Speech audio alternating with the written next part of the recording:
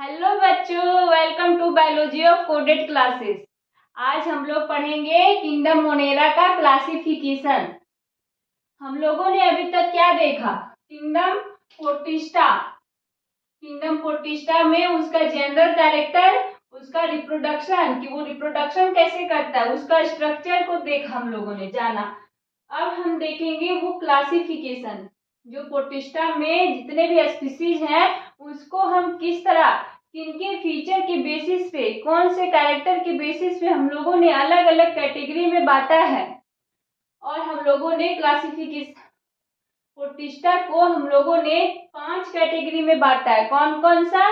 पहला क्राइसोफाइट्स, दूसरा डायनोफ्लैजिलेट्स, और तीसरा यूगेनियोइड, और चौथा स्लैमोइड, और पांचवा प्रोटोजोअन्स।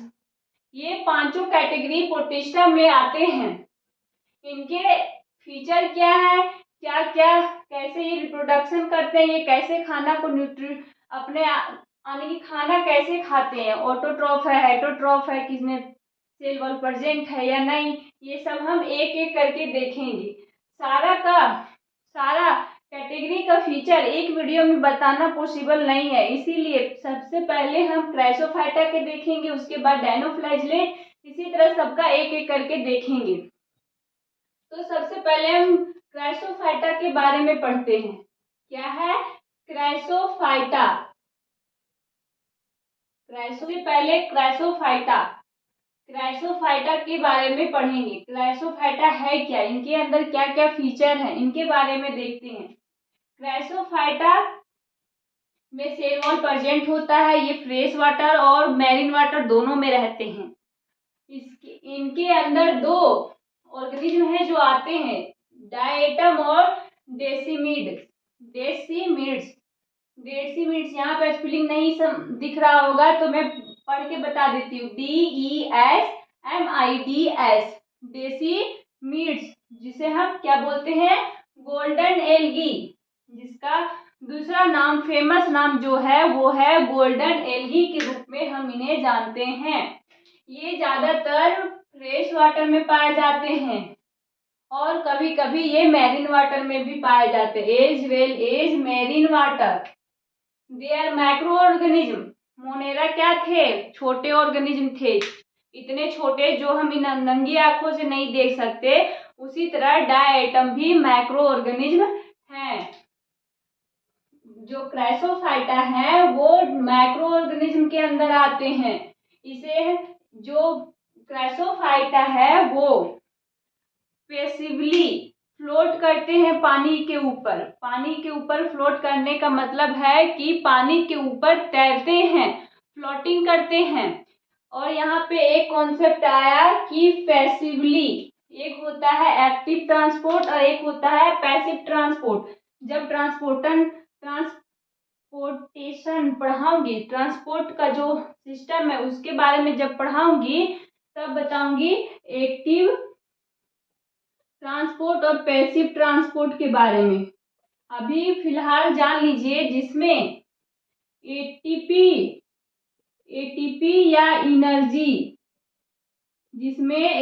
या एनर्जी यूज हो उसे हम एक्टिव ट्रांसपोर्ट कहते हैं, और जिसमें एटीपी या एनर्जी की जरूरत ना हो, रिक्वायरमेंट नहीं हो, उसे हम पैसिव ट्रांसपोर्ट कहते हैं। यहाँ पे कहने का मतलब है floating passively in water current, जिधर पानी मूव करेगा। जैसे मान लीजिए अगर नदी है, ये फ्रेश वाटर हो गया, तो फ्रेश वाटर में अगर पानी का बहाव इधर है, इधर नीचे की ओर है, तो क्राइसोफाइटा भी नीचे की ओर मूव करेगा, ना कि ऊपर की ओर।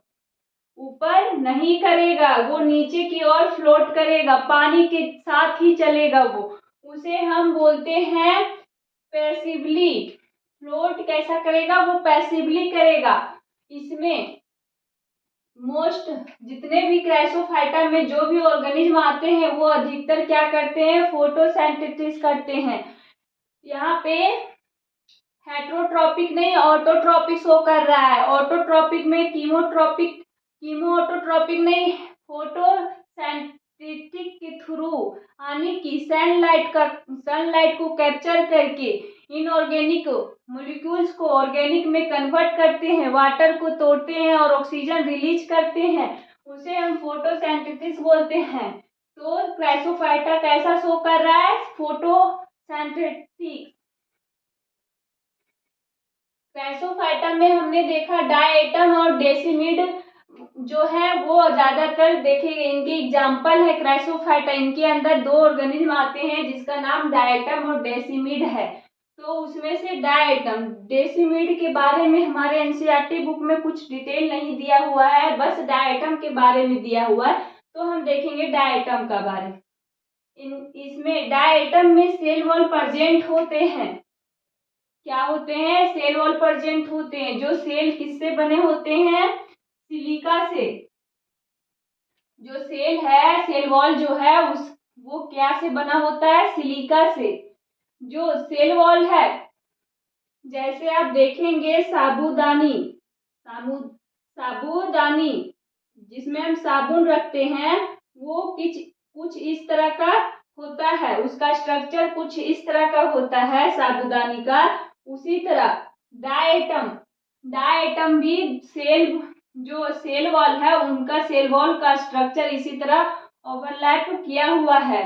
The cell wall form two thin overlapping cell wall जो है वो फॉर्म करता है क्या?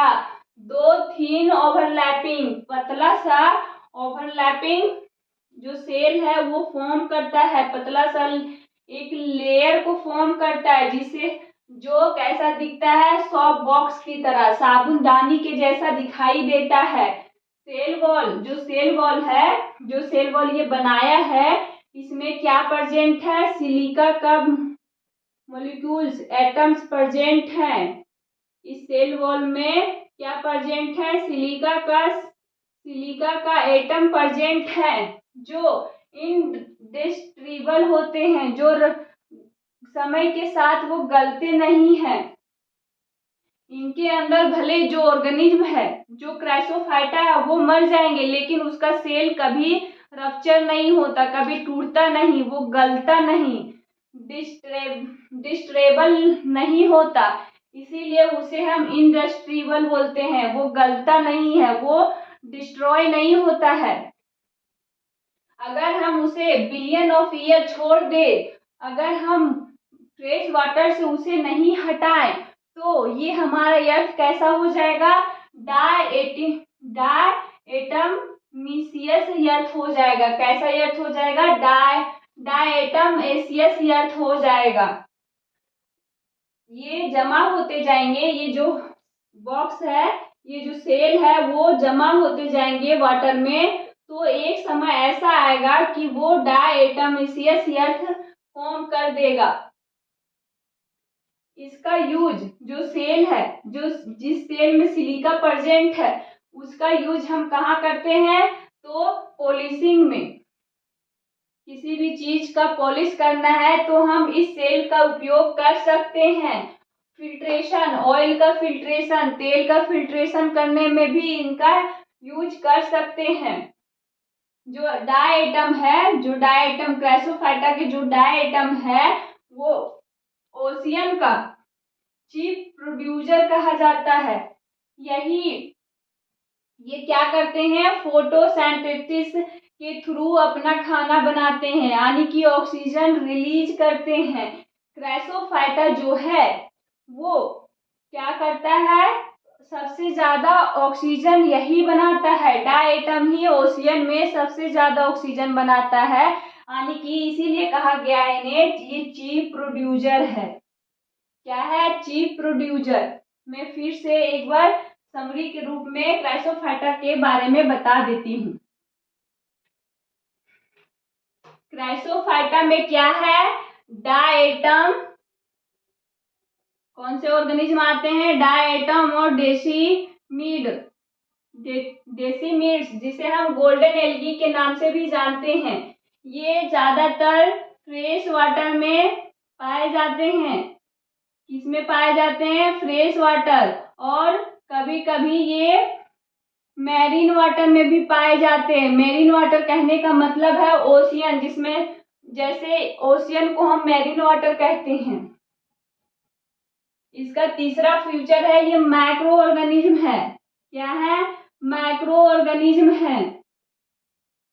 और ये पानी वाटर करेंट के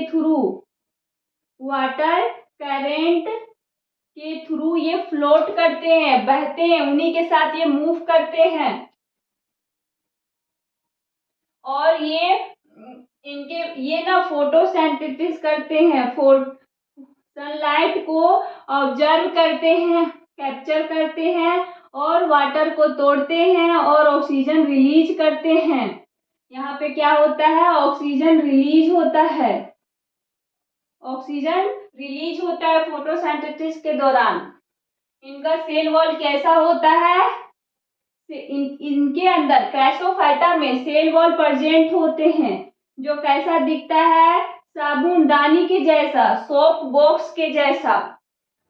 इस सोप बॉक्स जो सेल इन्होंने बनाया है वो कैसा है?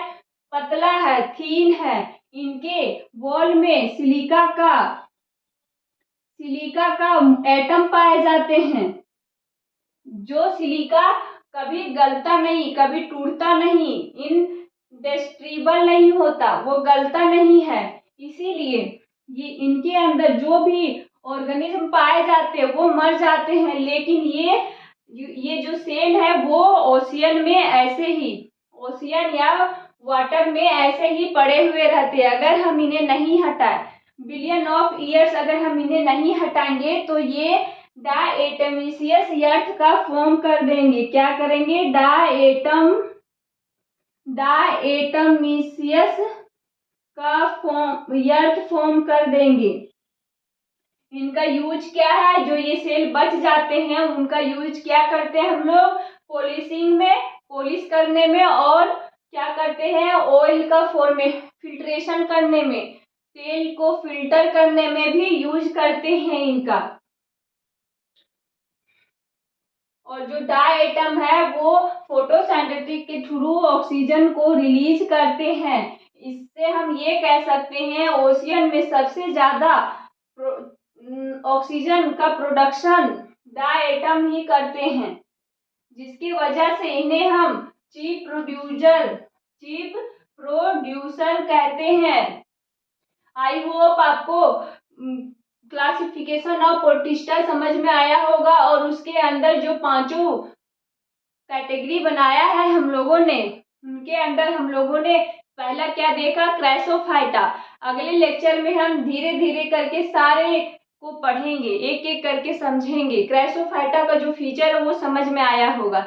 अगर आपको ये वीडियो हेल्पफुल रहा हो तो अपने दोस्तों को भी शेयर करें ताकि उन्हें भी हेल्प हो, और लाइक जरूर करें और कमेंट भी करें ताकि हमें पता चले कि आपको कितना समझ में आया और कितना नहीं।